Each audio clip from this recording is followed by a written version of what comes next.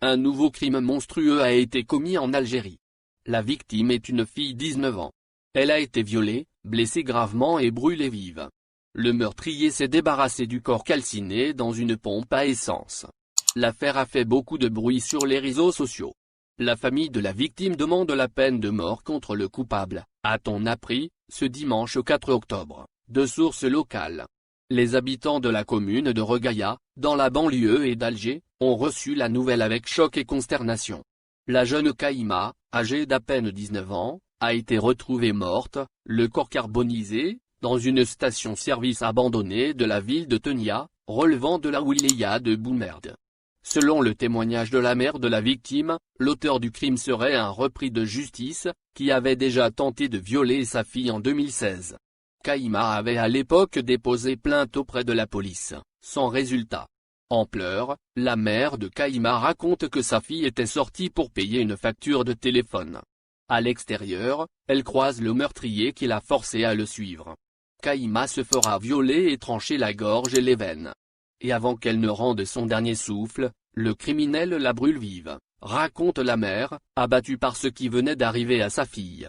Le corps calciné de la victime a été retrouvé vendredi 2 octobre. Les services de sécurité ont diligenté une enquête et ont arrêté l'auteur présumé du crime.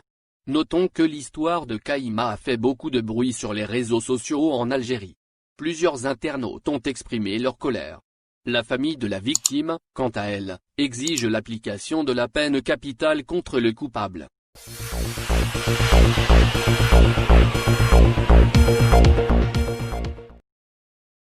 La campagne électorale pour le référendum constitutionnel du 1er novembre sera lancée dans quelques jours en Algérie. Les partis du pouvoir se préparent déjà pour se jeter dans l'arène et mener leur campagne pour le oui. D'autres partis, notamment islamistes, vont également sortir pour tenter de convaincre les Algériens de voter non. Et les partisans du rejet du référendum, ceux qui appelleront les Algériens à ne pas se déplacer vers les urnes?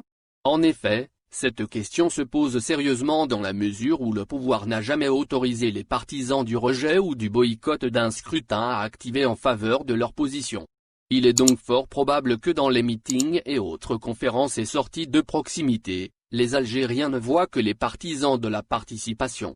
Pour qu'un parti politique ou une organisation quelconque organise un meeting ou une rencontre avec la population, il doit figurer parmi ceux qui appellent à la participation au référendum constitutionnel, programmé pour le 1er novembre. Qu'il soit pour la mouture de la nouvelle constitution proposée par le chef de l'État Abdelmadjid Tebboune ou en sa défaveur. En fait, le message du pouvoir est clair sur la question. Les acteurs politiques en Algérie ont le droit de discuter le contenu de la nouvelle constitution. Ils peuvent donc la défendre ou même la rejeter. Mais il ne leur est pas permis de rejeter le processus qui vise à amender la loi fondamentale. En d'autres termes, ils peuvent agir et se prononcer contre la nouvelle constitution mais ils ne peuvent pas s'opposer au référendum. Et c'est justement ce qui ressort des déclarations du ministre de la Communication et porte-parole du gouvernement, Ammar Bellimé. Pour lui, l'opposition aura le droit d'exprimer son avis, tout en suggérant qu'elle devra le faire le jour du référendum, soit en se déplaçant vers les bureaux de vote. Ce qu'il faut comprendre, c'est que les détenteurs du pouvoir n'ont pas l'intention de faire une concession sur cette question d'animation de la campagne électorale.